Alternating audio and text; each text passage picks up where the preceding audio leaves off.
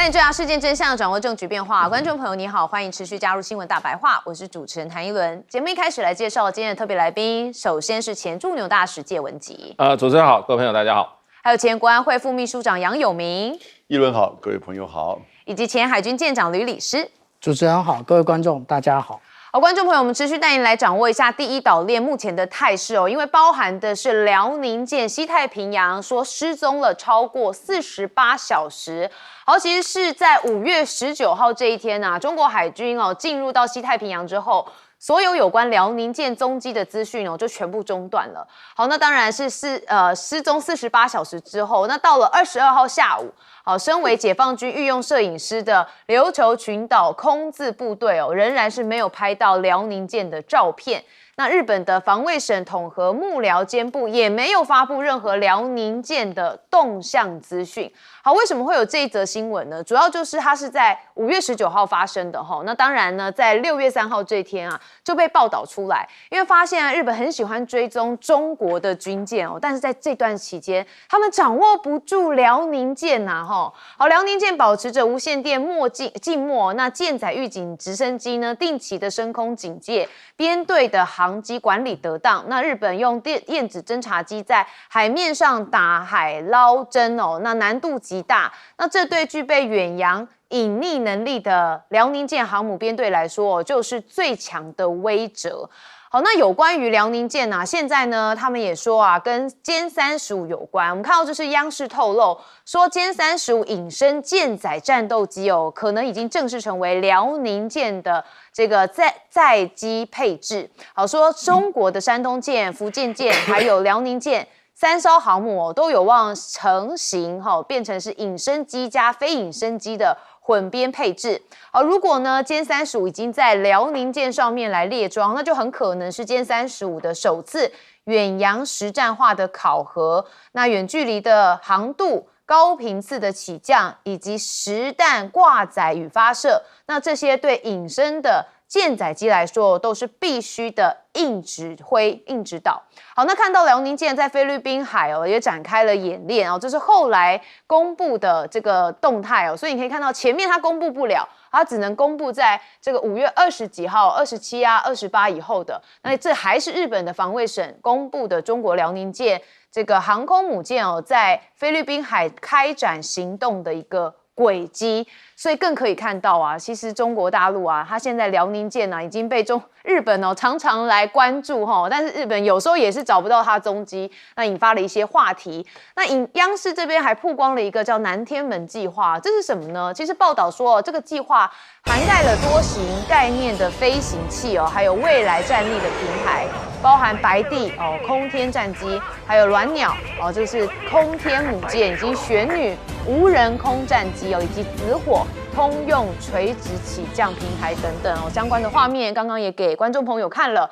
好，那我们就来这个简单的介绍一下这里头的南天门计划，包含是鸾鸟空天母的舰被设定为10万吨级的大型空天载具可以搭乘大约是88架的玄女无人战机。好，那包含了我刚才讲到的白帝空天战机它是有隐形的技术，可以依飞行的状态来调整气动的布局。玄女则是无人空战机嘛，它可以在大气层外来作战搭载的是粒子加速武器跟超高音速飞弹等概念性的武装系统，可以在太空作战。那紫火呢，则是通用垂直起降平台，那是具有人跟无人协同的飞行能力，用于危险区域救援跟物资投送等任务。所以看到他们在各方面其实现在装备都相当的要劲那南天门计划也铺一些细节这位军事专家傅前绍就说啊，这个下一代的战斗机在 AI 赋能空战方面，除了有飞行员，还配备智能的副驾驶通过不断的学习发展先进的武器，包含高超音速飞行器，并可分成空对地、空对空打击武器，还能发射装载卫星、高超音速火箭所以呢，这个军事专家有透露一些细节。但这我们要关心到啊，是美国这边的讨论，因为很奇怪啊，这个川普最近啊，不就找卢比欧去了印度吗？但是呢，看起来事情也没做成。但目前他们对印太战略好像又有一点兴趣这个是他们的战争部长赫格塞斯，我们先来听听他怎么说。India is a critical anchor to hold the line. A powerful India acting in its own self-interest advances our shared goal of maintaining a balance of power across the region. India is modernizing its military to carry its share of the security burden, particularly in the Indian Ocean. We've also committed to pursuing co-production with India to advance capabilities like Javelin anti-tank guided munitions. 好，讲他说这个印度是印太战略的核心啦。那美军呢，现在史上最大的萨德采购案也曝光，那这是美军投入大约是122亿美元来增购2798枚的I-3飞弹。好，那他买了这么多之后啊，他其实呢857枚会这个拦截弹舰来指印太的飞弹威胁。那以及南海撞海底山脉消失5年说美军最神秘的海狼级核潜舰将重返印太，说预计今年9月重返现役，那正值美军强化印太部署之际。那有美国的智库学者就说啊，美国应该重新的向太平洋引进核武，来降低跟中国开战的可能性。好，不知道是不是因为要应对中国大陆的崛起，所以现在美国又把眼光放上了印太。我们等一下来问专家。好，我们看到一开始的这个辽宁舰，它失踪了超过48小时，不是真的失踪啊，是因为日本掌握不到辽宁舰。好，我们先问介大使怎么看？我想这次一定有刻意让日本这个找不到的一些新的武功秘籍吧。那不过辽宁舰它应该是在海南岛这边，它走的是靠这个巴士海峡穿这个岛链所以这边日本可能还没有布局到这边。日本最南就是与那国吧，对，与那国以南，它也没有什么这些情侦间的固定的设施嘛，所以可见它的这一些什么也不好，也就是说它的卫星的侦测技术也不够。对，日本虽然也在发射人造卫星可是我真形成一个所谓的卫星的一个这个侦察网可能还是不够的。那因为是日本，事实上它过去都是日本在这个当御用的这个摄影师嘛，对，这次是日本没交成绩。那我不认为其他的国家有这些太空这个感知能力的他会不知道。不过人家知道，人家也不是像日本人这么鸡婆高调公开。高调公开，那公开又能代表什么呢？因为你要走它的宫古海峡、大隅海峡这些地方的话，日本是很容易侦测甚至你往这个就是说这个台湾南部台湾北部这边水域的话，那日本靠琉球群岛，它有很多这些陆上的监视设备嘛，甚至以前有人说，我记得就是说在海底有拉这个侦测线，就是说可能在日本的岛屿之间，琉球群岛岛屿之间，它海底下都有这些侦测的设施铺设的。那另外还有很多就是说那些像浮标一样潜在海里面的那种侦测的设施，过去也蛮多的。因为常常听说是中国的渔民打鱼的时候挖起来一个监听筒或者各种水下的侦测装备也有美国挖到中国大陆的都有那我想这次日本不是故意不交不出来。所以日本我觉得有点砸招牌。那现在这个南天门战机，这个是一个整个未来的一个空中作战、空中武力配置的一个这个想象的一个还在怎么样规划。也就是说，这可能是还有相当长一段时间。我觉得最难的就是它那个空天母舰。空天母舰事实上的话，照它的这个说明的话，那个体积非常的大，甚至上这个空天母舰，你下面有没有这么大的机场跑道把它送上去？我这个都觉得都还是，你不是说你只有一个航空器，它就可以飞到那么高，你怎么上去？那你在地下，如果你翼展100公尺的话，那你一般的这种一般的飞机场是不是可以这么大一个航天器所以这里面当然还有很多技术上让人会觉得说很多困难的地方，可是问题就变成就是说，这种科学发展有的时候就靠你的不断的向前去想象，向前去规划，总有一天会达成。那可见中国大陆在这个军力的部署军事武器的发展上，事实上有很多人，在不断的在研究，不断的在思考。那这个其实2年前我们就看到了，可是好像大家没有觉得它是一个实现可能还比较远的，可是这次又出现，就会觉得可能这个规划是真有其事。对，因为2年后我们的科技也是有一个突飞的进步 ，AI 嘛，所以会不会是有一些新的里程碑哦？所以现在又偷偷释出这样的讯息。好，我们问舰长怎么看？其实这一次辽宁舰的航机啊，国防部应该有掌握。为什么？因为它跨越的是这一个巴士海峡哦，巴士海峡也就是在台湾南端，其实有一个是有一个战管雷达的，也就是说直接的可以掌握通过的这个时间，而通过的这个时间点，也就是人民海军他发布说他要直接的进入西太平洋运作的这个时间点啊。那至于说日本为什么没有跟上啊？那因为日本当初都以为啊，他要不就是往东走，然后要不然就是在这个石垣岛、绿岛这一个中间的这一点，那进行军演，因为已经在这里进行过很多次的军演。他们一直以为在这，没想到一通过巴士海峡之后就往南走，往南走之后，那卫星有没有照到呢？这就是大家很多人的疑问啊。那卫星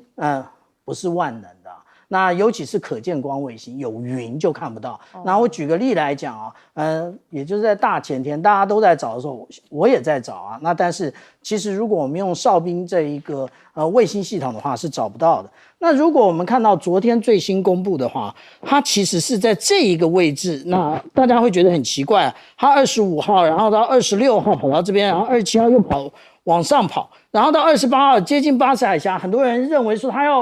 要穿越巴士海峡了，结果没有，他29号又往南跑，为什么？因为强密台风来啦。那强密台风来了，那这个让大家的疑问更多啊。为什么？因为一般来讲，大家都认为说他可能穿越巴士海峡，然后到吕宋岛的西侧来，那是很完美嘛。对。但是我们有一种超演叫做海上的一个那个机动防台，也就是我不是靠港，我是在海上防台。台风基本上来讲啊，依照它行进的方向可以分成1、2、3、4个象限，那跟我们数学学的象限是一样的啦。那其实最危险的象限是第1象限，那如果说次危险的是2、4象限，然后最那个风浪比较好一点的是第3象限。如果我们把这个航向往西北移的话，那也就是强密的这个方向，我们是不是可以发现它一直躲在第3象限？第3象限。那这个也就是他正在演练这样的我们叫做荒天部署啊，也就是你看到那个风高浪急的状况，你会觉得好像呢是走不出这一个大浪来了，然后这个是他做的一个演练，这一个次的这一个实际的调研，未来一定会成为他的准则教范之一。那这个是他故意的，不是说他来不及跑，什么都不是。那另外这一次最重要的呢，是其实他做的是一个滑弹一体。那滑弹一体是什么？我们之前看到了歼35在这个福建舰上面，它可以弹射。可是它可不可以滑跃起飞呢？那这就是大家比较好奇的一个部分了啊。那其实这一次最重要的辽宁舰，它就是来做这么样一个测试。那至于说是不是在陆地上早就测试过了，我给大家看一下，这是2023年的照片，这个折起来机翼的，然后没有前翼的，这个就是歼35。这个就是弹跳的甲板，这个是在辽宁新城机场，其实早就试过了，只是这一次他们要训练的是他们的飞行官，那具有在这一个辽宁舰这种滑跃甲板上起飞的能力。好，我们接着问永明教授。谈到第一岛链，还有印太战略，那我就要跟各位分析，日本跟菲律宾这一次针对台湾东部海域的所谓海域划界，这到底是一个怎么回事？因为我是这方面的专业，而且过去我在政府里面也处理这个海域的问题。是，各位，1982年就通过的国际海洋法，它是有专属经济水域跟大陆交层，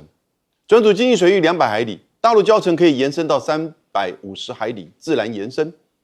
那1982就有通过这个法律，为什么1982到现在2026了，日本跟菲律宾才发现到原来他们的巴重山群岛中间还有一个与那国岛，然后跟在巴士海峡的菲律宾的巴丹岛，他们各自如果划200海里的话，中间会有重叠，重叠还包含部分台湾海峡、台湾岛的中间，以及大部分台湾兰屿以东的海域。现在才发现，现在要来划界，这个时间点其实根本这就是个阳谋，也就是这2个国家现在在做什么，大家很清楚，在抗中保日，在抗中保菲。然后呢，美中关系改善，同时各位在钓鱼台水域附近，自从2012年中日之间在钓鱼台水域发生就是相互的维权行动的话，到现在为止，其实钓鱼台水域大部分出现的船只、海警船、渔船、军舰都是中国大陆方面的。也就是说，过去由日本比较实质掌控的钓鱼台水域，现在事实上是由大陆这边。而在菲律宾的黄岩岛跟仁爱礁，这个当然就很清楚了。美国对于这个所谓岛屿冲突会产生战争，已经兴趣缺缺。但如果你要闹，我们会陪着你。所以这2国发现到，台湾东部海岸可以是一个造成抗中事端的一个地点。没有人从这个角度跟你分析，对不对？我跟各位讲，从时间点，从现在这整个情势的发展，以及他们分别在钓鱼台水域跟在黄岩岛知道，他们现在没别的招，就剩这一招。而这一招一定会引来，一方面，因为民进党政府把他们视为 buddy， 所以你看到民进党的外交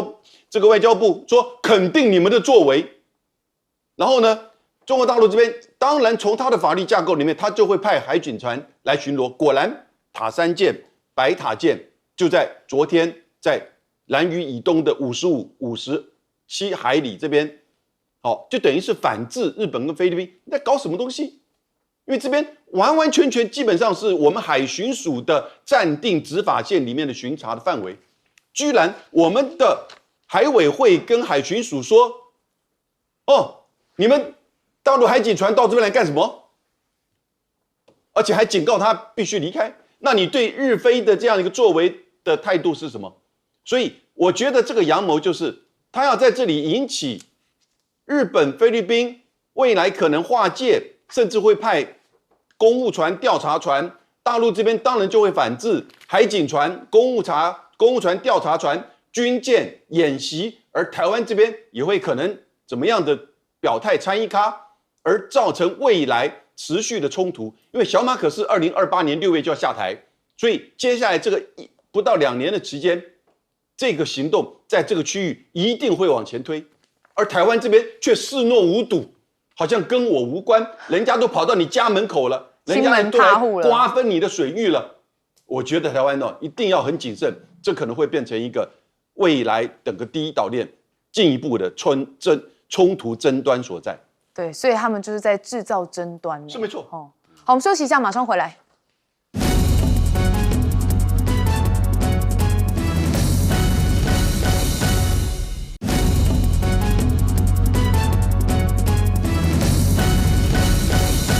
美国不是自称自己是民主国家吗？他们也确实是啊，但是现在的做法看起来都是要以川普为优先，尤其在人事上面，我们看到他点名情报首长。好，你可以看到风传媒的这个标题就写说忠诚度再次凌驾专业，果然是因为川普点名了房产大亨普尔特代理接掌美国国家的情报总监你可以看到华府的权力核心又再度的大洗牌，那包含是美国总统川普6月2号透过社群宣布要指派现任联邦住房金融局局长普尔特跨行代理的国家情报总监接掌这个统理中央情报局、联邦调查局等18个核心谍报体系的宝座。当然要用自己人才可以掌握嘛。你可以看到川普讲说啊，这普尔特在代理国家情报总监的同时，还是会保留原职那会继续担任联邦住房金融局的局长，同时会兼任联邦房地产巨头美宇房利的董事会主席。这个人是有3头6臂，是不是可以做这么多事情？但重点都不是他有没有能力，是他会听川普的话。好，你可以看到普尔特他就说他虽然没有相关的经验但是川普强调普尔特曾管理美国最敏感的事务。但是近数个月来，由于川普对伊朗发动战争还有多起针对总统跟联邦官员的攻击、未遂事件，还有南美洲一系列可能的军事行动，其实情报部门还真的是很重要但是越重要的工作就要越找自己人。他积极安插他的人马，就是需要一个听话的家臣。那再来还要看到就是美国战争部其实问题嘛就贼，因为呢有一个名嘴的战争部长赫格塞斯。因为呢他现在叫停了8名的海军上校晋升那提拔多次落榜的亲信。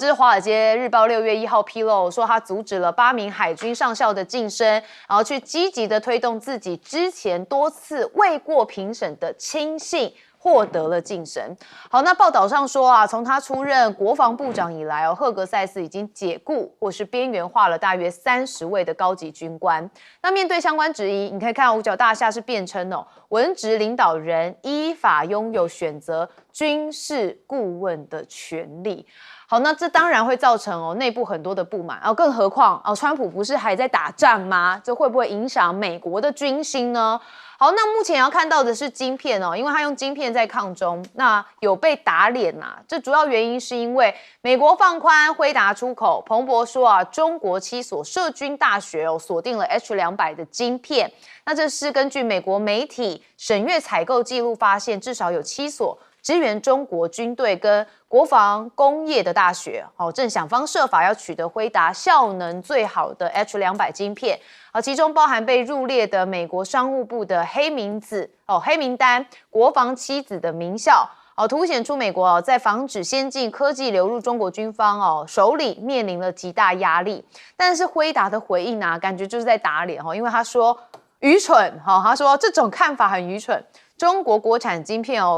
已经可以满足其所有的军事需求，所以也算是打脸美国被这样认为。好，那当然现在美中之间的角力战恐怕还要再到太空上面去因为中国大陆现在有63项的技术清单曝光以及管制涵盖了量子通信跟电磁弹射，那还有一些其他技术包含石墨缺的材料还有一些这个制备技术紫外深紫外晶体制备的技术，好难念因为这个都是非常专业的。好，那还有北斗3号星间链路自主定轨的技术等等的好，那这部分这个中国大陆希望能够限制出口啦。那北京的商业航天银双轮驱动全国首个太空算力中心落子海定。好，那这个卫星的物联网也开启了1000亿商用的元年。那就标志着北京在商业航天赛道完成了通信加算力。好，那当然也是全球商业这个创高地一个发起冲刺。那以及中国的城市进军太空的运算领域，很可能是人工智慧竞赛的下一个前线阵地。那包含的就是北京、天津，还有西南的四川省成都等城市都在做一些相关的研究，希望能在 AI 的基础设施的新前沿领域占据着战略地位。好，那我们看到一开始，也就是川普的部分他现在就用自己人嘛，就川普的个性我们也很了解啦，但是这么明目张胆的，也是让人叹为观止。我们先问介大使。这个其实这个是对任何国家来讲的话，这都蛮严重的事，因为美国所有的这个情报机构它都是叠墙抓物，因为通常情报在关键情报的时候，一条线是不够的这条线来了，你要找另外一条线确认对不对，然后这条确认对不对，还有第3条线来确认，所以情报都是多元的。都是多几条线，你会有安全局，你会有情报局，你还有调查局，虽然有分工，可是情报基本上就不能定于一。那当然，因为美国事实上负责情报的机构太多了 ，FBI， 然后呢，警政的啊，还有这个 CIA， 还有陆军情报、空军情报、海军情报处，哦，那真的五花八门。所以他有时候情报太多，就有一个人，这个情报总监。那情报总监说起来他是总旗协调的，他根本有将无兵啊。情报总监他不像 CIA 下面不知道多少人啊 ，FBI 全美国各个地方都有。情报总监最重要，他人和要搞好。可是这个前任情报总监的扎拉德，他一上任以后就跟 CIA 杠上了，他去管人家的业务，传统业务。这个我看报道说 ，CIA 负责总统每日全球情资报告。这个就是 CIA 那么多东西，那么多机构每天报回来的情报，每天早上他们要准备一份早餐给总统看，总统桌上一看，哦，台湾，怎么的，每个地方都有，非常清楚，而且都是绝对是有情报概念人找来的情报，都有价值的。那可是听说加拉德就对人家不满意，然后呢就要参与这份总统的这个每日早上的这个情报全球疫情报告的参与，就跟 CIA 产生冲突。后来他又搞了自己一些主动的一些计划，从组织结构的这个生态来讲，看起来在抓权。那其他这些单位，你过去你那个总监就是协调而已啊，对，你有没有权看总统信不信任你？总统信任你的话，你就有权；总统不信任你的话，你就没权。就跟你今天你是国安会秘书长还是国安局长，有的时候不见得谁比谁大的问题，看总统信任谁嘛。所以这一次的这个斗争事实上的话，让加拉德下台 ，CIA 没事，所以你就知道谁斗赢了。那现在新的这个川普想说，太麻烦了，下面人的斗争比我做事还麻烦，就换一个自己人，什么都不懂，意思就是说你不要管太多啦。CIA 人家比你专业啦，你不要你是搞房地产的，你不要管太多，而且让他代理很多职务嘛，也没有办法，没时间了没时间了，你不要管太多啦。然后他们直接跟我报告就好，你就在那边思维素餐就好了，吃点冷馒头就好了。这个工作有一轮可以做的嘛？有明教授怎么看？我会任命你。是，谢谢。各位，你知道现在川普总统的支持率已经越来越低了，他上任1年1到2个月，现在支持率已经来到34%，非常低了，就过去没有这样低的。然后他的不支持率来到59%，就6成不支持他了。为什么不支持他？那太多事了，罄竹难书啊。但是他任用这种自己的私人，然后呢，再甚至做这些金钱的交易。其实都被大家指控，没有办法再支持这样一个人做我们的领导。可是他还有一段时间任期，因此他接下来会不会走到美国总统过去所有的民调最低的时候是尼克森24%，杜鲁门曾经更低到22%，不过杜鲁门那个50年代的时候那个民调我们不是很确定，但是尼克森是最低到24%，而尼克森最后是他就离开了，所以川普未来他的民调会不会越走越低？我觉得都跟这些事件都有关。讲到就是所谓的辉达的晶片我跟大家介绍一个概念，不是2019年、18年开始美国对中国做贸易战、科技战吗？是。那科技战也就是说，美国的技术设备成品不可以卖给中国大陆，尤其是关键的这些先进的制程跟技术。不管是半导体还是各个层面，那就会做所谓的制裁、管控、打压、黑名单。各位，一个概念叫做逆转科技战 （reverse tech war）。现在倒过来是中国大陆逆转的，不准大陆的人才、技术、成品出口前往美国。最近很有名的一个案例就是有很多的 AI 人才，黄仁勋不是说50%的 AI 人才都是华人吗？对。那这里面有相当一部分其实是在中国大陆，而大家都知道 AI 2大国，美国、中国各自有不同的应用，各自有不同的长处跟这个困境。但是呢，现在大陆已经规定了 AI 人才不准前往美国，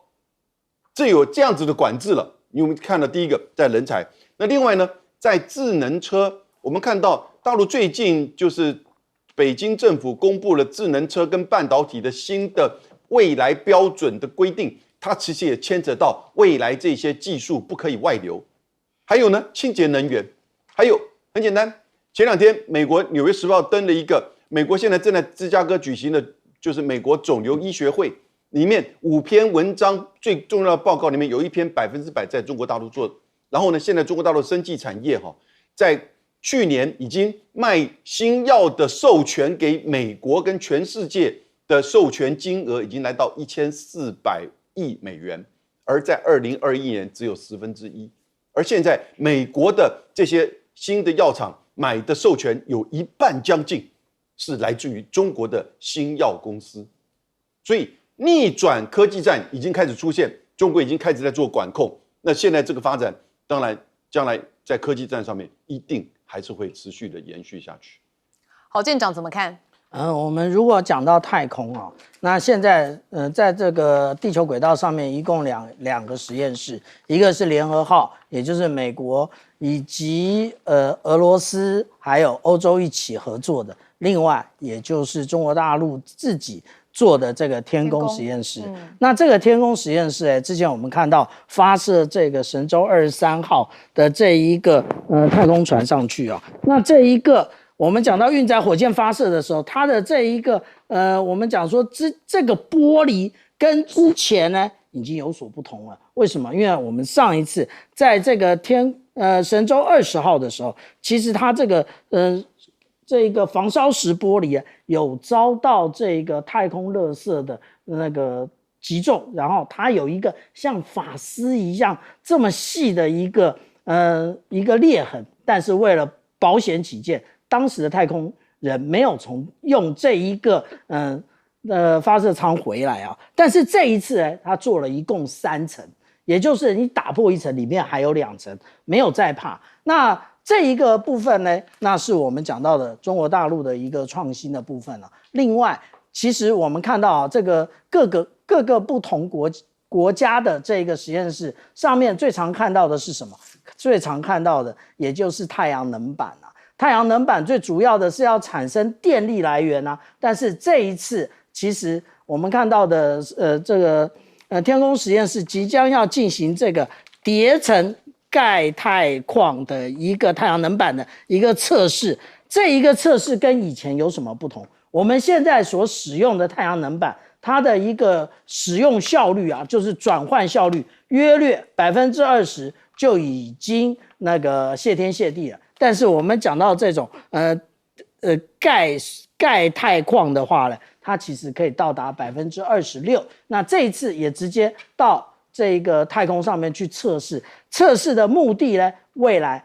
中国大陆全面改用这种最新的美国还没有试验的这一个太阳能板，那会提供那个充足稳定的电力给太空站。好，所以你看接下来这个美中之间的竞逐是越来越激烈，而且中国大陆一直不断的在超前。我们休息一下，马上回来。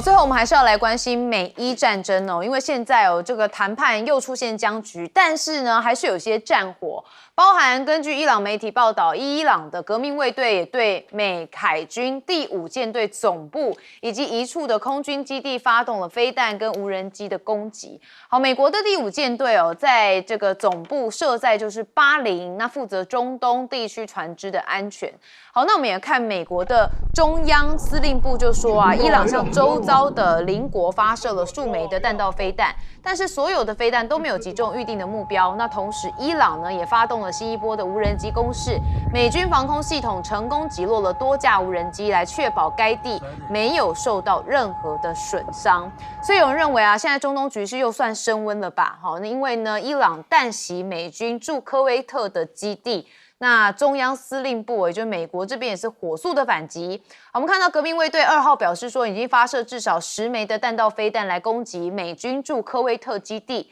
来回应之前美军袭击格舍姆岛。好，美国中央司令部也证实拦截了多枚伊朗的飞弹还有无人机，而且针对格什姆岛发动自卫打击，那回应伊朗袭击科威特、巴林等地。那革命卫队还警告说，目前的行动只是一个初步回应，未来还有更强烈的报复措施。那现在中东的局势啊，连沙国和杜拜都遭到了空袭有人觉得非常混乱啦。因为呢，伊朗也向巴林、沙国、杜拜跟科威特的美军基地来发射弹道飞弹，使得这持续3个月的冲突现在看下来要扩大了，并且发出了迄今最为止明确的信号，就是德黑兰准备将战争深入到海湾国家，也就是大家一起都来打了吼。好，那现在呢，美国也射了地狱火，包含是对油轮来做一些行为。看到这是美军在执行对伊朗港口封锁期间其实有一艘前往伊朗主要石油出口国的油轮他们发射了地狱火飞弹。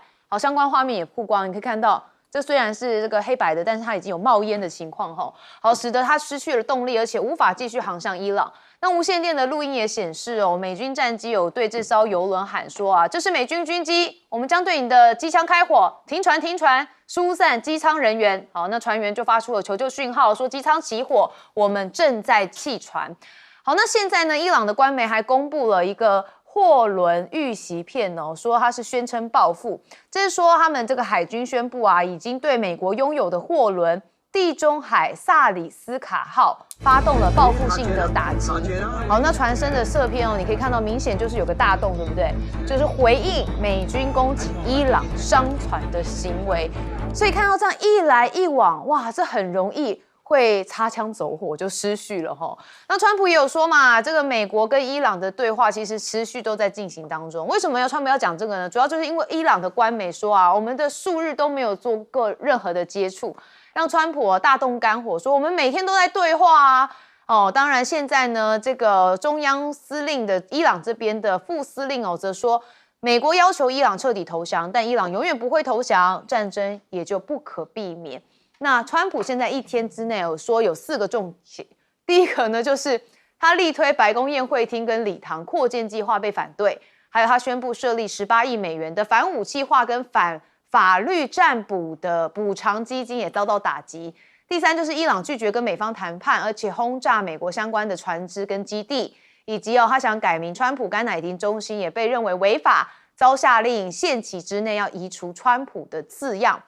那美国的柴油库存说降至2003年以来最低，8月就会面临一个供应的危机。那现在民众的想法是如何呢？你看宁可排30分钟也要省钱，因为好事多加油站爆满每加仑是省30分，30分都要省。那当然因为通膨严重嘛。那川普的支持度跌破37%，伊朗的战火烧荷包，很多美国人说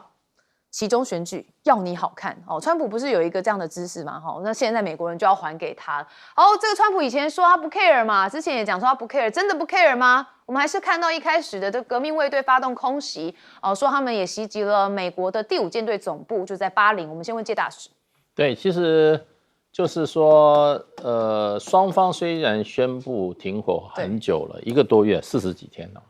可是有一些报道说零星交火从来没有停过，从来没有停过。比较大的交火就变成就是说，大概上个礼拜，美国打这个在伊朗南部的这个军事基地，又攻击在这个荷姆斯海峡附近的伊朗的这些快艇船只。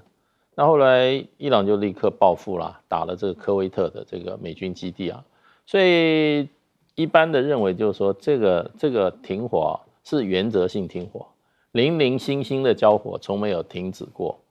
所以最近呢，又川普跟他这个政府不断说，才几个小时或几天可能就有结果啦，怎么样？结果美国的这个自由派媒体就说根本就是假的，他说根本就现在已经没有在谈了。所以川普在14个小时之前，在他的出手球又发一篇文章，他说说美国和伊朗的之间的沟通已经停止，他说这个就是假新闻。他说不但他说4天，他说现在这个所谓 conversations， 在美国跟伊朗的这个conversation 会话当中他说不但是这个没有断，而且一直在聚进，包括3天以前2天以前跟今天，川普讲得很斩钉截铁，你知道？那他说这个谈判不晓得会走到哪一个地步。他说，因为他已经告诉伊朗，这个你可以跟我达成协议，对，那不过你要答应我的条件，所以还是在这个胡同里面绕啦。不过一般都认为，事实上的话，热战打不起来了，现在彼此攻击就是怎么样，就是那种游击对视的。那大家都把寄望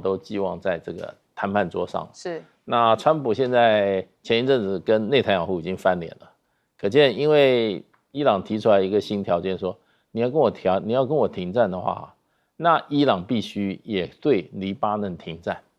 要不然我就不停战。以色列对黎巴嫩，以色列你也要对黎巴嫩停火，要不然我就不停火。所以川普你看多认真啊，帮伊朗打工打得多认真，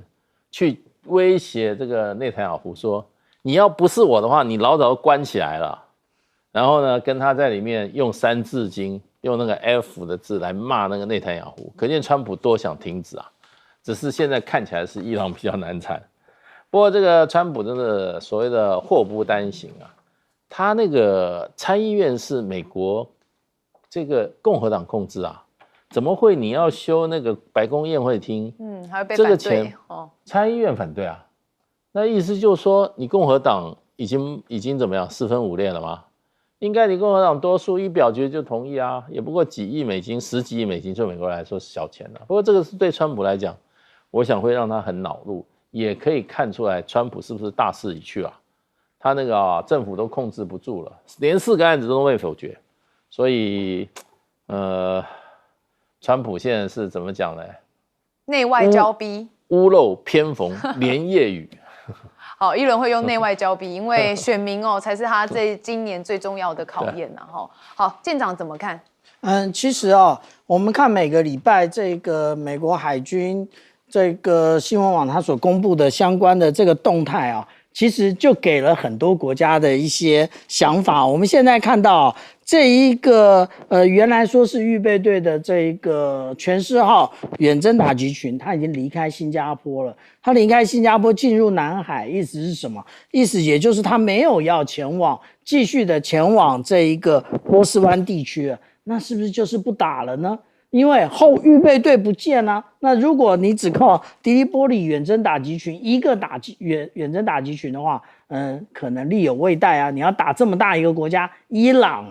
那如果是这样的话，那当然伊朗底气就来了。那另外还有一个国家，现在可能也可以喘口气，那个也就是古巴。古巴我们现在原来看到这一个硫磺岛号远征打击群，它就在古巴这个位置，可是它现在呢也已经回到这个诺福克军港这边这个位置。那尼米兹号那个这一个打击群呢，它跑到哪里去了？它跑到牙买加去了。那靠港那就是我们讲到的加入海军环游世界嘛，大家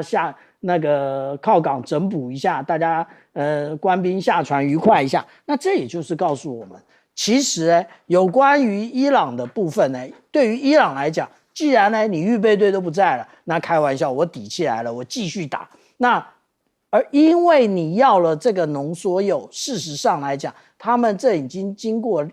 2代人的努力，好不容易积攒了400公斤的这个浓缩铀，现在你要回去，然后呢，如果当初处放在对于伊朗来讲他比较相信的国家，例如说中国大陆或者是俄罗斯的话，那或许还可以。但是川普直接的否决这件事情，那而且其实伊朗这个时候他有一点傻，他其实应该直接的在这个安理会里面提这个问题也就是日本有47吨的布你要怎么解释这个问题？还有乌克兰有44吨的铀你要怎么解决这个问题？那我只有400公斤的浓缩铀而已那但是我们这样讲现在伊朗的选择是什么？伊朗的选择现在就是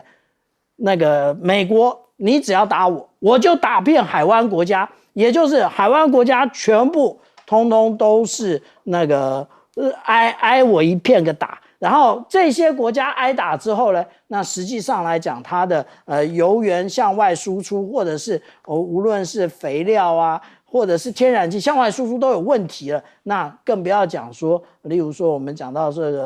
个杜拜，原来他想要靠观光的，这个打仗啊，就是观光的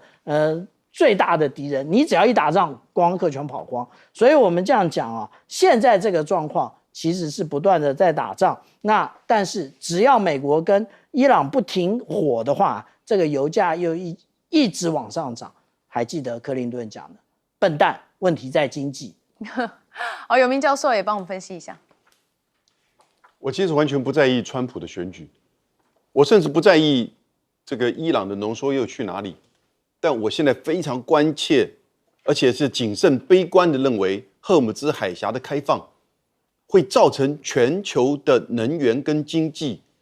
遇到一个不可逆转的衰退。因为不能再拖了。其实，不管是美国、中国、日本、韩国这些国家的战备储油，大概都是3个月到200天，日本还更长一点。然后呢，他们从中东进口的比例也被降低，能够撑4个月甚至半年以上。可是全球南方国家、东南亚国家却不行，而且国际的油价一定会飙涨。现在布兰特原油是95块美元。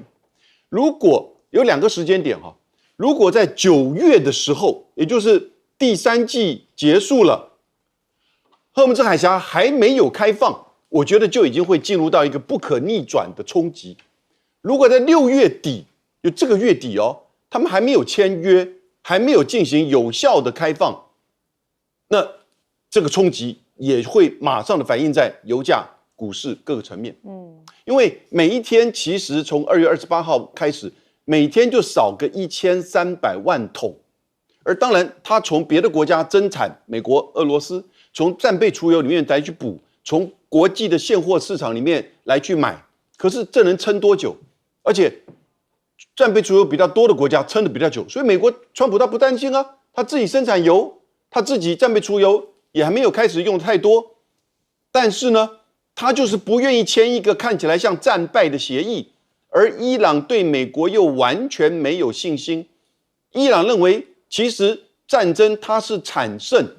他就希望这个协议能够把过去美国对他的制裁、资产的冻结，通通给解掉，是，才不会给你什么开放海峡换你解除对伊朗港口的封锁，不会有这回事的。但川普就不愿意，因为会让他非常没有体面，非常没有面子，所以一定要有人劝劝川普，也要有人劝劝伊朗。大国在这个时候角色很重要，因为你再拖下去，如果6月底以前，伊朗跟美国还是没有达成荷尔姆兹海峡，那个时候就要开始开放了，而且有效的快速开放，能够每天至少能够恢复到以前的1半以上，否则全球的能源就会飙涨，否则全球的经济就会面临到可能不可逆转的这种停胀的这种停滞通膨胀的这种困境。所以我觉得这个情势哈，川普跟伊朗之间的情况，我们以为双方会很理性，但一直到现在为止，这个理性还出不来。